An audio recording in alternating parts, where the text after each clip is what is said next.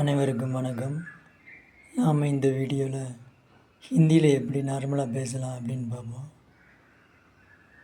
Just for learning purpose தான் இது. மற்ற ஹிந்திக்காரங்கக்கிட்ட உங்களோட தகவலை பரிமாறுகிற அந்த பர்பஸுக்காக மட்டும்தான். ஜஸ்ட்டு கம்யூனிகேஷன் பர்பஸுக்கு தான்.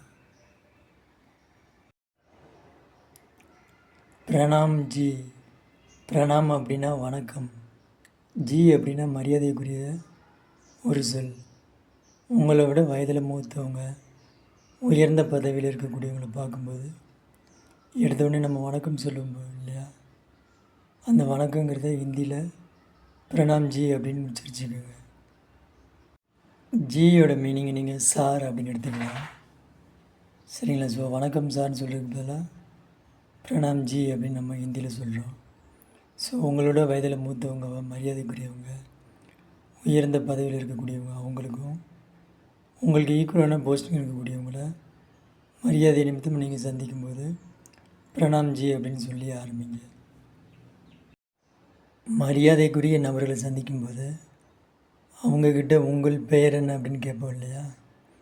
ஸோ அதுக்காக நம்ம என்ன பண்ணலான்னா ஆப்கா நாம் கியா கை அப்படின்னு கேட்கலாம்.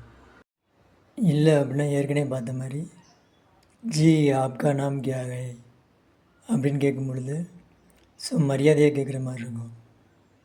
ஐயா உங்களுடைய பேர் என்ன, அல்லது சார் உங்களுடைய பேர் என்ன அப்படிங்கிற மாதிரி மீனிங் வரும். ஸோ நீங்கள் கேட்கும்போது ஜி ஆப்கா நாம் கியா கைன்னு கேளுங்க. உங்களை விட வயது குறைந்தவர்கள், அவர்களை சந்திக்கும்போது அவங்களுடைய பேரை நீங்கள் கேட்குறதுக்கு துமாரா நாம் கியா கை அப்படின்னு கேளுங்க.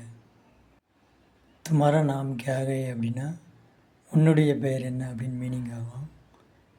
அனைவருக்கும் நன்றி, வணக்கம்.